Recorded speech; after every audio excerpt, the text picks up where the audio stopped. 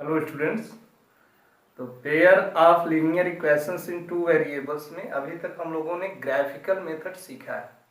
ठीक है, geometrical method बोले या फिर graphical method.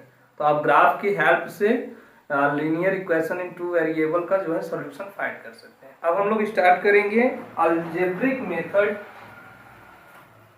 Of solving pair of linear equations. Algebraic method, ठीक है। इसमें हम लोग पढ़ेंगे first substitution method.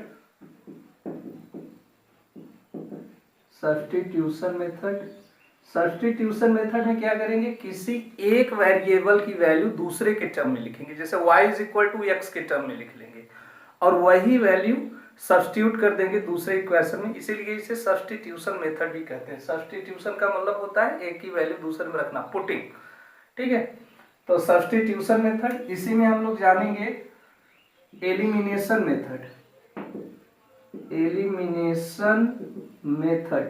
Elimination method क्या होता है, किसी एक वेरिएबल को एलिमिनेट कर देना। जैसे x को कैंसिल करेंगे, अदरवाइज y को कैंसिल करेंगे। किसी एक वेरिएबल को कैंसिल करके सेकेंड वेरिएबल की वैल्यू फाइंड करना, फिर उसके बाद उसी से फर्स्ट वेरिएबल की वैल्यू फाइंड करना। और इसी में हम लोग लास्ट वन जो कि है क्रॉस मल्टीप्लिकेशन मेथड।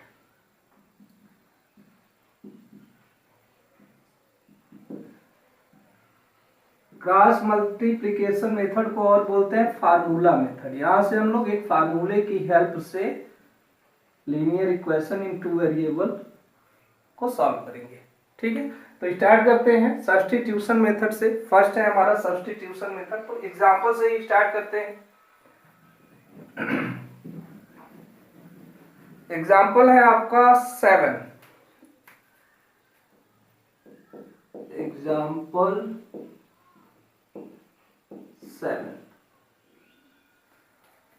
ये बोल रहे हैं हमसे कि solve the following pair of equation by substitution method. हमें दिया हुआ है टू इक्वेशन, मतलब पेयर दिया हुआ है linear equation in two variable का।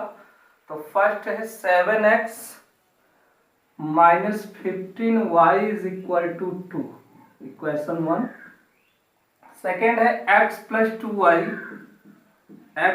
2y is equal to 3, equation second. देखिए, जब भी आप लोग एक टर्म का वैल्यू दूसरे के टर्म में फाइंड कर रहे हैं, x का वैल्यू y के टर्म में या y का वैल्यू x के टर्म में, तो ट्राई कीजिए कि आपका ये डिनोमिनेटर 1 हो। ट्राई कीजिए डिनोमिनेटर 1 है। जैसे यहां से अगर हम लोग x की वैल्यू y के टर्म में लिखने लगेंगे तो 7x is equal to 2 plus 15y, x is equal to 2 plus 15y upon 7। ये फ्रैक्शनल टर्म में आ रहा है, सॉल्व इससे भी होगा लेकिन थोड़ा सा मुश्किल होगा। ठीक है, तो ट्राई करेंगे कि फ्रैक्शनल टर्म में ना आए। इसके लिए हम लोग क्या करेंगे, देखेंगे किसका कोफिशिएंट x या y में से किसका कोफिशिएंट 1 है। जिसका होगा उसे दूसरे के टर्म में लिख लेंगे। तो सेकेंड इक्वेशन अगर हम देख रहे हैं तो x plus 2y is equal to 3, यहां से x is equal to 3 minus 2y। देखिए फ्रैक्शन में नहीं है। अब जब पॉसिबल नहीं है कि फ्रैक्शन में आ ही रहा है, दोनों में कोफिशिएंट लगा हुआ है 1 के अलावा, तो हम तो कोई ऑप्शन नहीं, तब उसी तरीके से करेंगे। ठीक है, और ट्राई करेंगे यही कि हमारा जो है फ्रैक्शनल टर्म में ना आने पाए। तो इक्वेशन सेकेंड लेते हैं। यहां देखिए नहीं आ रहा, x का कोफिशिएंट 1 फ्रॉम इक्वेशन 2 या x is equal to 3, 2y इधर ट्रांसपोर्ट कर देंगे, 3 माइनस 2y, इसे मान लेंगे ये इक्वेशन थर्ड। ठीक है, मान लिया ये इक्वेशन थर्ड। अब ये वैल्यू हम सेकेंड में नहीं रखेंगे, ये ध्यान रखना। जिससे आप पहले वेरिएबल का वैल्यू दूसरे के टर्म में लिख रहे हैं या दूसरे का पहले के टर्म में लिख रहे हैं जिस इक्वेशन से, उसी में वैल्यू नहीं रखेंगे। ये हमने इक्वेशन फाइंड कहां से किया, इक्वेशन 2 से। इक्वेशन 2 में अगर हम x is equal to 3 minus 2y रख देंगे तो ये y हमारा कैंसिल हो जाएगा, दोनों साइड 0 आ जाएगा, वहां से सॉल्यूशन नहीं मिलेगा। क्या करेंगे, इसकी वैल्यू जिससे बनाए, जिससे फॉर्म नहीं किए हैं, इक्वेशन 2 से इसे फॉर्म किए हैं, तो 2 में न रख के इसे रखेंगे 1 में। ऐसे ही अगर 1 से फाइंड करते इसे तो इसकी वैल्यू 1 में न रख के 2 में रखते हैं। क्लियर है? अच्छा, एक और बात, हमेशा जरूरी नहीं है कि y को ही x के टर्म में रखो। यहाँ मैंने देखिए x को y के टर्म में लिखा, हमने ट्राई किया कि हमारा फ्रैक्शनल टर्म ना आने पाए, तो हमने x की वैल्यू y के टर्म में लिख लिया। तो जरूरी नहीं है कि y को ही x के टर्म में रखो, x इज इक्वल टू भी कर लो या फिर y इज इक्वल टू, जो इजी है। Now substituting x is equal to 3 minus 2y in equation first में क्यों रख रहे हैं? क्योंकि ये सेकंड से ही बना है। सेकंड में अगर रखेंगे तो ये दोनों साइड इक्वल हो जाएंगे, ठीक है, 0 हो जाएंगे कट के। तो ये थर्ड को हम रखेंगे सेकंड में नहीं, फर्स्ट में। फर्स्ट में 7 x की value 3 minus 2y minus 15y is equal to 2। यहाँ मल्टीप्लाई कर दो, इसे ब्रैकेट हटाओ, 7 3 जा हो गया 21 माइनस 7 2 जा 14y minus 15y is equal to 2। अब देखिए 1 वेरिएबल हो गया, क्वेश्चन इजी हो गया। 14y 15y दोनों माइनस में है, ऐड हो जाएंगे, minus 29y is equal to 2। और ये 21 ट्रांसपोर्ट होके राइट साइड जाएगा, 21 ट्रांसपोर्ट होके राइट साइड जाएगा, तो हो जाएगा यहाँ 21 प्लस है, इधर आया तो minus, minus 21 minus 29y is equal to minus 19। 2 minus 21 minus 19, minus minus cancel, y is equal to हमें मिल गया 19/29। ये y का सॉल्यूशन है, ठीक है। अब y की वैल्यू हमें मिल गई है, फिर हम x की वैल्यू फाइंड कर लेंगे। y की वैल्यू इन तीनों में से किसी भी इक्वेशन में रखो, फर्स्ट में, सेकंड में, थर्ड में, किसी भी इक्वेशन में रखो, x की वैल्यू आएगी। तो इजी तो ये होगा, यहाँ देखिए x डायरेक्टली निकल रहा है y का वैल्यू, y की वैल्यू यहाँ रखे अगर तो x डायरेक्टली निकल जाएगा, ट्रांसपोर्टेशन की जरूरत नहीं होगी। आप फर्स्ट में भी रख सकते हैं, सेकंड में भी, थर्ड में, ठीक है। थर्ड में ट्राई करिए,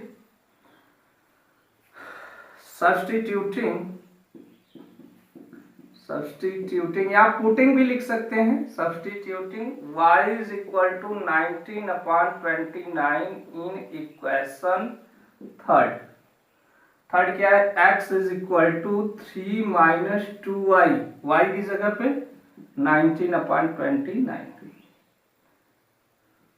ये हो जाएगा 3 माइनस 19 2 जा 38/29, फिर इसे सॉल्व करेंगे, 29 एलसीएम, 29 3 जा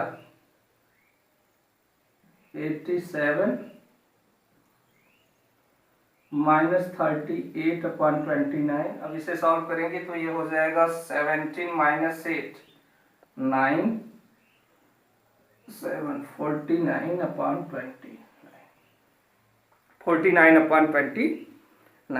तो यहां से हमारा x और y दोनों का वैल्यू आ गया है, लास्ट में आंसर अपना लिख लेंगे। So x is equal to 49/29 and y is equal to 19/29।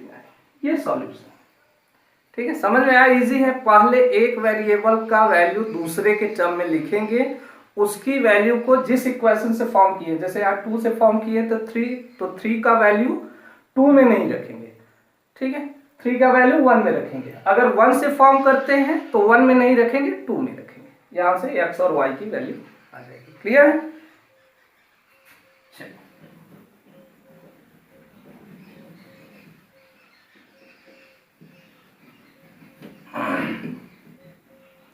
Example 8, solve question number 1 of exercise 3.1 by method of substitution। तो exercise 3.1 का क्वेश्चन था, आफ्ताब वाला था वही। Aftab tells his daughter 7 years ago I was 7 times as old as you were then, also 3 years from now I shall be 3 times as old as you will be। अब यहाँ पे इन्हीं का जो है सॉल्यूशन निकालना है कि आफ्ताब की वहां पे क्या हमने किया था, केवल ग्राफ पे प्रेजेंट किया था, एज नहीं फाइंड किया था। यहाँ पे दोनों की एज फाइंड करना है, तो उसी को सॉल्व करना है। तो हम मान लेंगे let Aftab's age be x years, और ये कौन सी एज है? Present age. चाहो तो यहां लिख लेना let Aftab present age be x years and his daughter's age be y years। अब यहाँ पे चाहो तो 7 years एगो 4 लाइन और लिखना होगा तो लिख लो। 7 years एगो Aftab says x minus 7, 7 years एगो daughter says y minus 7, 3 years after Aftab says x plus 3 और 3 years after daughter says y plus 3। ठीक है, मैं डायरेक्ट कर रहा हूं यहाँ पे। According to question case 1, first case में हमसे कह रहा है कि 7 years एगो, 1 मिनट, चलिए कोई बात नहीं। 7 years एगो I was 7 times, ये आफ्ताब बोल रहा है, 7 years ago I was 7 times as old as you were then। तो 7 years ago आफ्ताब की एज होगी x minus 7 is equal to daughter की होगी y माइनस 7 और इसका बोल रहा है 7 टाइम था। क्लियर है? चलिए यहां से इक्वेशन फॉर्म करेंगे। x minus 7 is equal to 7y minus 7 7 जा 49, 7y इधर ट्रांसपोर्ट कर दो, 7 इधर, तो x minus 7y is equal to minus 49 plus 7, ये हो जाएगा x minus 7y is equal to minus 42, minus 49 plus 7, एक प्लस एक माइनस सब्ट्रैक्ट होगा। ठीक है, ये इक्वेशन फर्स्ट बना। केस सेकेंड हमसे बोल रहे हैं कि 3 years आफ्टर यानी x प्लस 3 हो जाएगी आफ्ताब की एज और डाटर की एज का 3 टाइम्स यानी 3 into Y plus 3, x plus 3 is equal to 3y plus 3 3 जा 9, 3y इधर भेज दो, 3 इधर, x minus 3y is equal to 9 minus 3, x minus 3y is equal to कितना हो जाएगा ये 6, इक्वेशन सेकेंड। अब यहां से चाहे फर्स्ट इक्वेशन से वैल्यू फाइंड कर लो, दोनों फ्रैक्शनल टर्म में नहीं आ रहा है। चाहे फर्स्ट से x को y की टर्म में कर लो, चाहे सेकंड से x को y की टर्म कर लो। ठीक है, मैं फर्स्ट से कर रहा हूं क्योंकि पहले एग्जांपल में सेकंड से किया था, इसमें फर्स्ट लिखेंगे। From equation 1 x is equal to 7y इधर जाएगा प्लस हो जाएगा, x is equal to minus 42 plus 7y, इसे हम लोग लिख सकते हैं 7y प्लस 40 माइनस 42 माइनस में है, 7y इधर जाके प्लस हो जाएगा। ठीक है, आप लोग माइनस 42 प्लस 7y भी लिख सकते हैं, उसके लिए कंफ्यूज मत होना।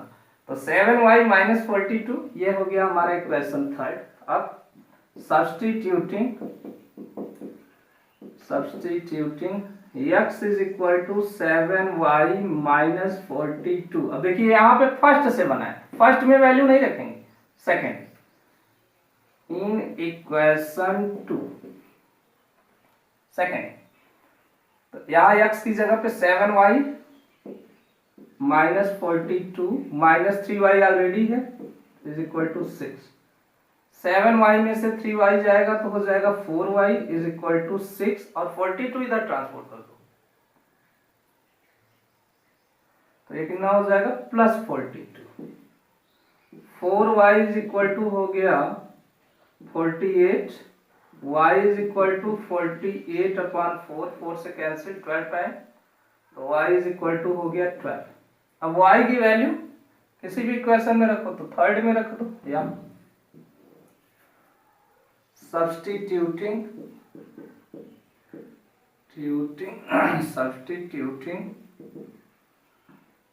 y is equal to 12 in equation third, यहां से x is equal to 7 into y की वैल्यू आई है 12 माइनस 42, 84 माइनस 42, ये माइनस कर लीजिए 42 आएगा। ठीक है, so Aftab says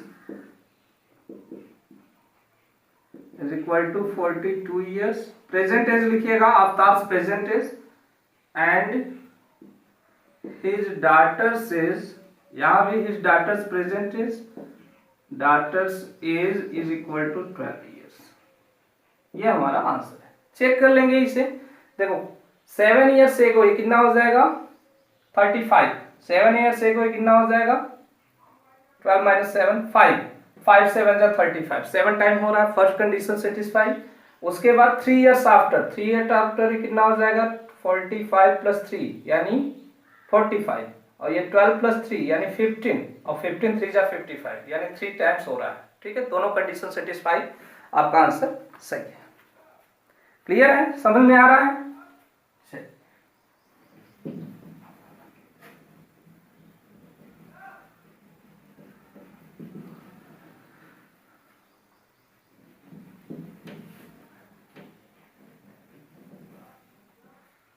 Now example 9.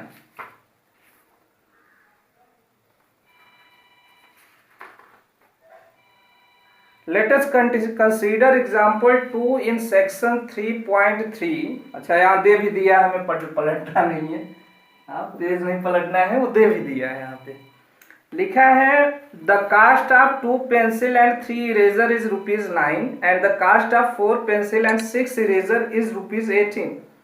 Find the cost of each pencil and each eraser. तो मान लेंगे let the cost of 1 pencil be ₹X and cost of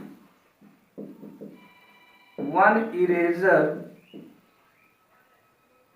ERA, एक मिनट स्पेलिंग चेक करने दो भाई, ERASER इरेजर ₹Y। ठीक है, नहीं तो कुछ लोग स्पेलिंग पे कमेंट करने लगते हैं। चलिए कोई बात नहीं। अच्छा फिर यहाँ से अकॉर्डिंग टू क्वेश्चन बोल रहा है first case 1 cost of 2 pencil and 3 eraser. 1 पेंसिल का x है, 2 पेंसिल का क्या हो जाएगा 2x प्लस 3 इरेजर, 1 इरेजर का है y, 3 इरेजर का हो जाएगा 3y इज इक्वल टू ₹9 दिया हुआ है। इक्वेशन फर्स्ट बन गया। केस सेकेंड बोल रहे हैं cost of 4 pencil and 6 eraser, तो ये हो जाएगा 4x plus 6 eraser 6y is equal to ₹8। ये second.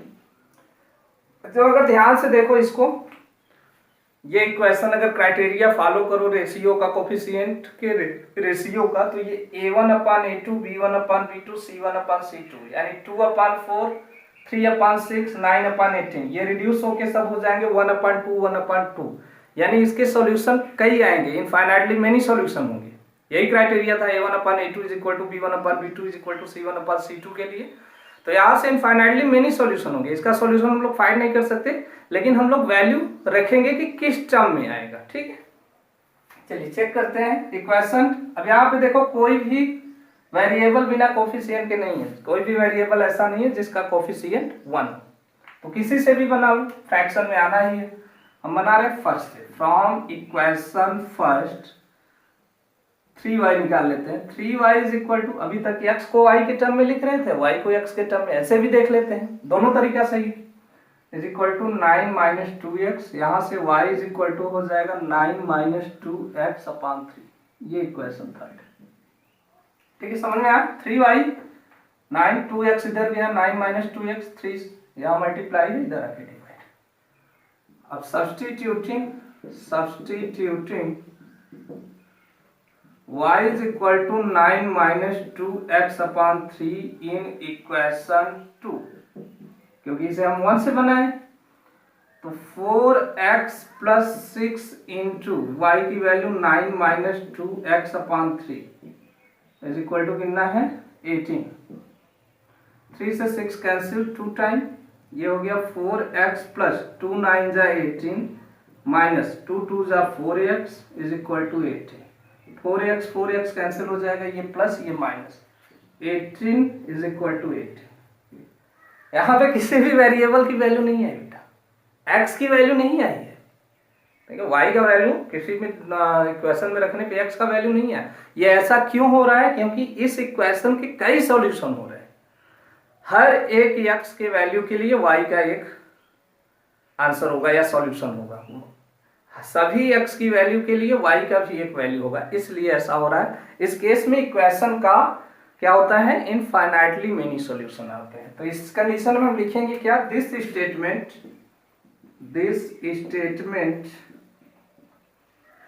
Is true for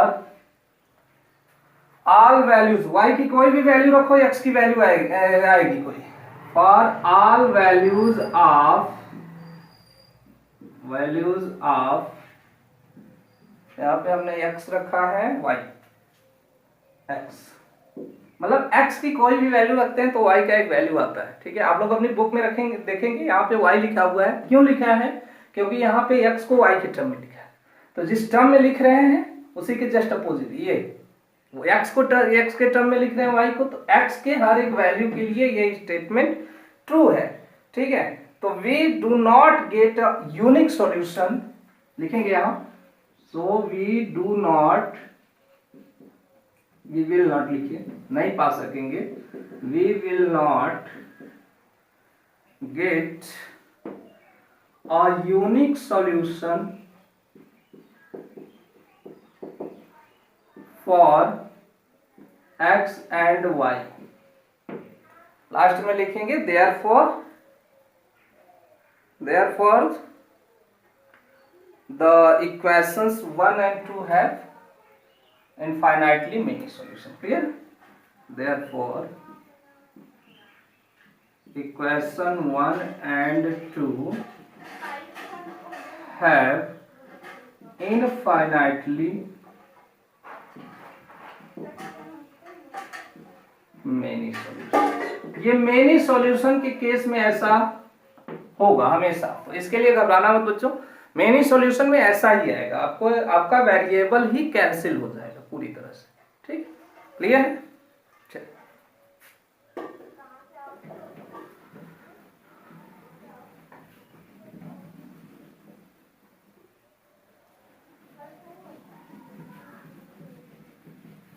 example 10,